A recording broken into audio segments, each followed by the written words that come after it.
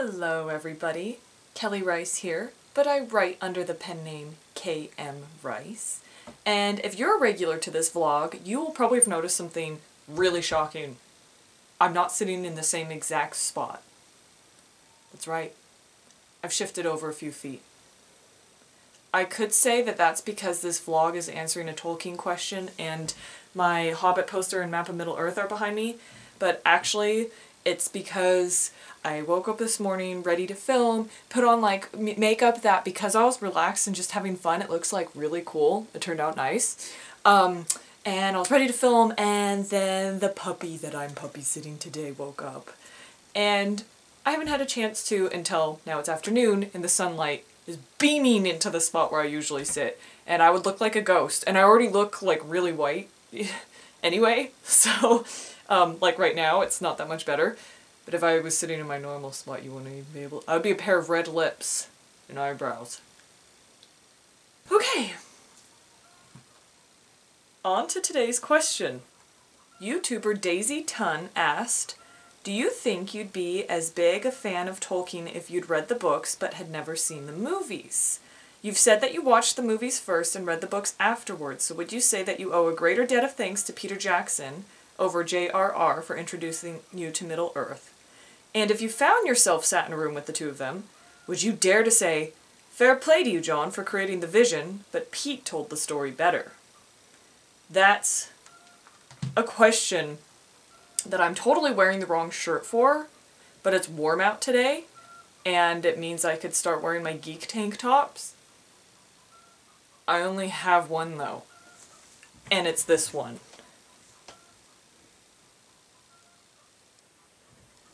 Yeah, it's Harry Potter, it's the Marauders. They're kind of like my favorite part of Harry Potter, other than the world, but I can't talk about Harry Potter right now, because this is about Tolkien. Now, as most of you probably know, and if you don't, I'm telling you, I have another YouTube series called Happy Hobbit, where my sister and I bring Middle-earth to our viewers' daily lives. It's very fun, it's full of crafts, lots of baking, animals, and we teach you how to, it's kind of a do-it-yourself thing, and we teach you how to do basically anything that we could imagine a hobbit or someone like that would do to help you feel like you're living that lifestyle that exists in Middle-earth. It's not only hobbit stuff though. We do human stuff, we do elf stuff, we do some dwarf stuff. We even had an orc episode. So if you want to check that out, it's Happy Hobbit. And the playlist is on my main YouTube page.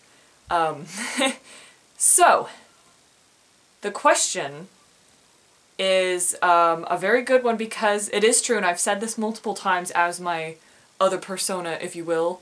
My nickname on Happy Hobbit is Keely, because it sounds like Kelly, so people started calling me that, and then by extension, my sister became Feely. Worked out nicely. And it's true. I did not read Lord of the Rings until I saw the films. And that is in part because of two reasons. One, I think, was my age, and the second was, unfortunately, because of Tolkien's style of writing. I think I just felt like 1,000 nerds' hearts just die. But let me explain this. And for those of you who are watching this only for writing advice, this vlog, this particular episode isn't going to be espousing a ton of advice, I meant, but just rather answering a geeky question and my opinion on, well, it is actually going to be somewhat interesting because it's film versus book, when the book is the source material. Collect yourself, Kelly. I was 17, I believe, when The Fellowship of the Ring, the first film, came out. And at that point, I had also just gotten into Harry Potter.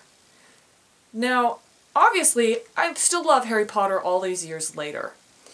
But I started reading the first Harry Potter book and I found it really difficult to get into because I was totally out of the age range, I was too old, and it just was kind of silly kid stuff for me.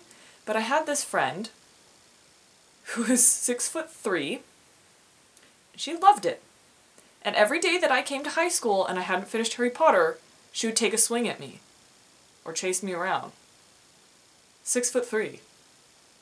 I finished the book. And by the time I got to the end, I got really excited because there were actually some twists in it and I found it really enjoyable and I was excited to go into the Chamber of Secrets for the second book. So at that time, the Harry Potter movie had just come out and people knew that I was getting into Harry Potter. Lord of the Rings was also about to come out and I had a science teacher who was also a big fantasy fan, and she would tell me all the time, she would say, God, if you like Harry Potter, you've got to read Tolkien, you've got to read Tolkien.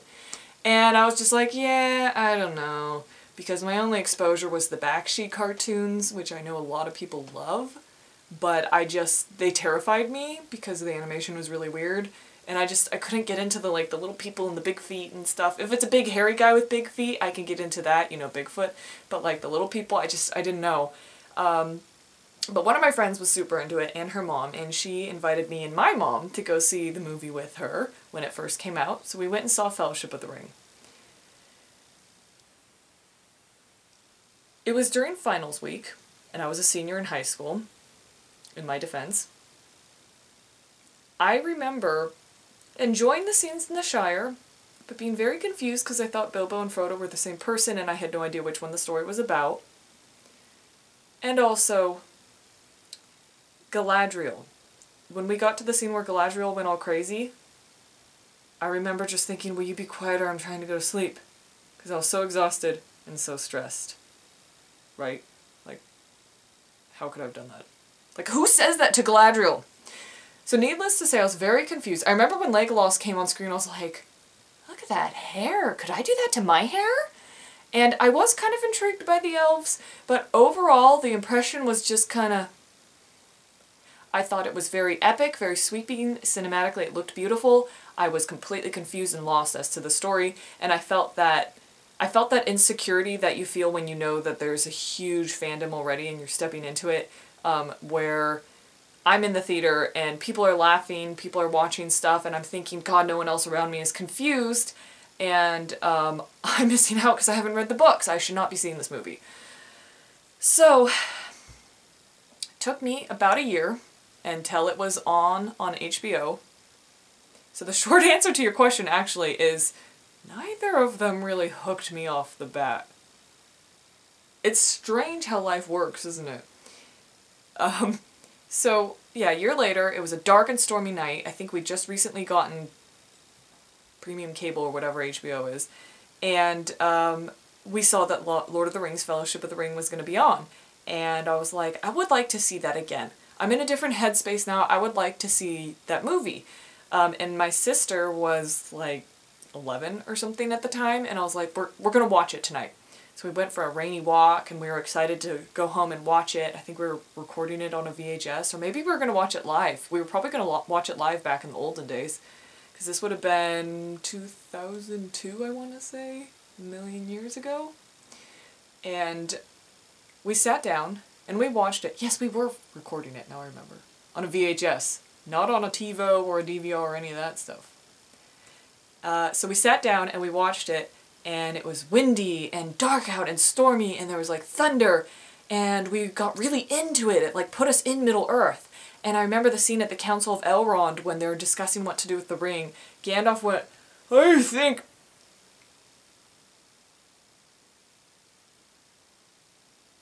And he for real legit froze like that because something had gone wrong with the transmission.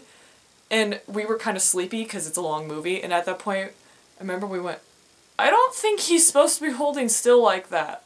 So we used that as our break, and we watched the second half of it the next night. But I don't know, man. I don't know if it's because I was going through the difficult transition of starting college and a lot of your friends moving away and having all these new experiences and feeling like you're on shaky ground emotionally. If that is what helped me understand the story for the first time, I kind of think it is, because I know that it really helped me get through that period in my life, but all of a sudden I got it. And what I do love about those films is that they were not dumbed down, that they are dense, and so the thing that turned me off at first with being like, oh, this is too hard, I don't get this, is actually what then drew me in. Because at the time I had also been really into Star Wars. Star Wars, though, I mean, there is a big expanded universe with novelizations and all that stuff, but I was reading fan fictions and, like, looking for more. I wanted more. And it wasn't there. There isn't the depth and feeling of history and authenticity to the Star Wars universe for me as there is in Tolkien.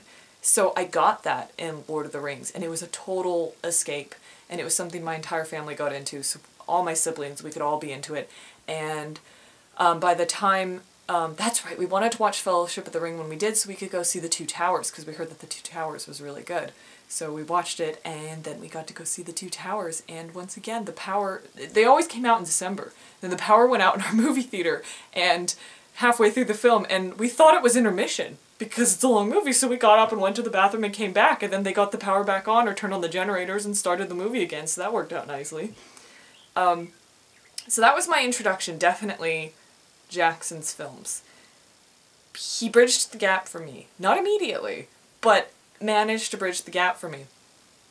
So imagine how surprised I was when I actually finally picked up Fellowship of the Ring and started reading, to discover that the style of writing is completely different than the style of storytelling in the film.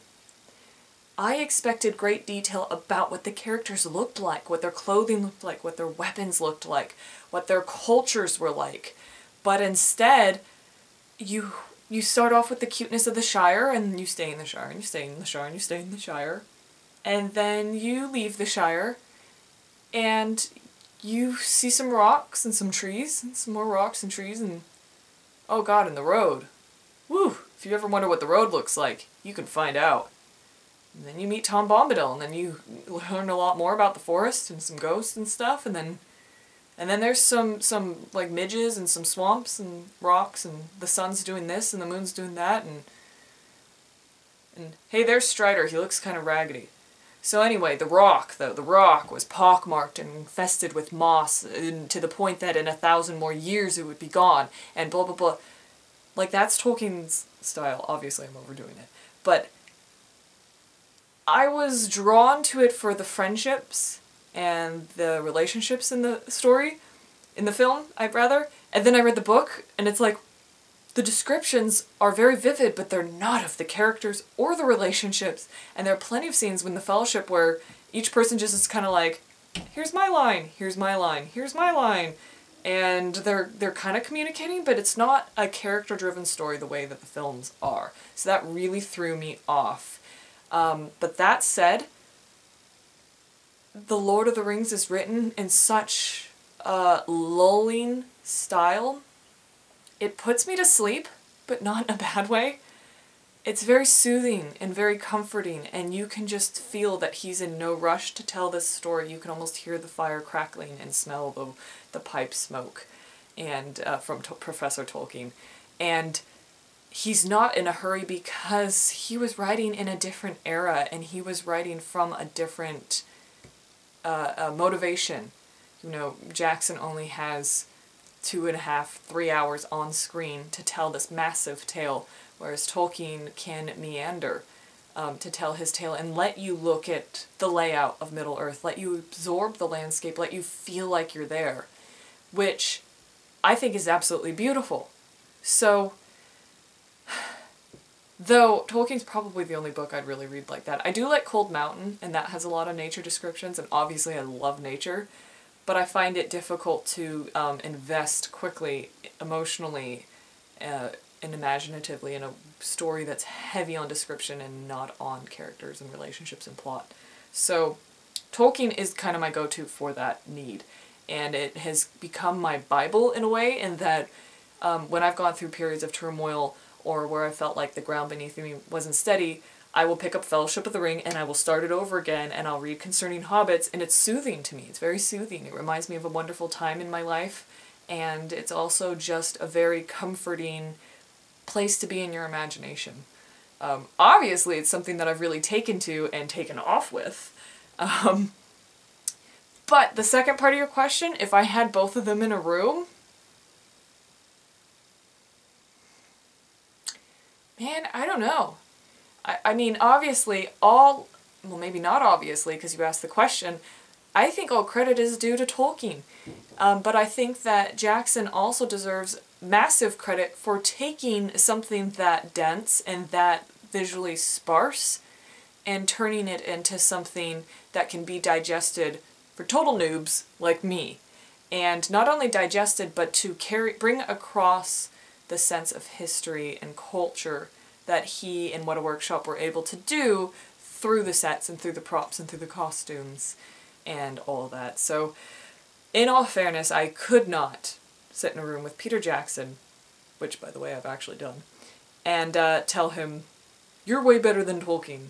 I kind of think there's no point to that anyway. A film and a book are extremely different forms of media. I think it's really unfair to ever compare the two. People will get in massive fights over the movie adaptations of books. And to me, I don't understand why they don't understand one simple concept. They are two different things. No one is touching your book's being left alone. You can still keep your book, and you know, Bilbo's not going to change in The Hobbit, in the actual pages of The Hobbit. Yes, he changed differently on screen, but that's, you know, that's a different form of media. So that disconnect in our fandom is kind of fascinating to me, because to me it's very simple, and you need to appreciate each for what they are. Obviously they exist in tandem with each other, and there's a back and forth, and one inspires the other. But I think that film, by its nature, the storytelling, like I was just saying, is so dramatically different that you really can't, sorry, the phone was ringing, you really can't compare the two to any end that will actually bring about fruitful discussion. I mean, what are you doing? Sure, you're just being like, that's different, that's different, that's the same, and where are you going? You're kind of going nowhere. So, okay, Mischief, just a minute! I'm still puppy sitting. So to answer your question, I do have to credit Peter Jackson for bringing me into Middle-earth. Because if I had picked up Fellowship of the Ring and just started reading cold, I wouldn't have gotten through it. I'll be right back to sign off. My puppy is impatiently waiting for me to come play with her because she woke up from her nap. So I'm gonna have to end this vlog there, but I hope that it answers your question number one, and maybe gives you some food for thought. I don't know. There's probably gonna be an argument now in the comments over which is better, the book or the films. But go ahead, have at it, guys. And thank you very much for watching. Until next time, this is me and a beautiful bouquet. That was my bridesmaid's bouquet at one of my best friend's weddings last weekend. And check out the roses. They're pages from books. Isn't that cool? I love it. So me and a book bouquet signing off. See ya.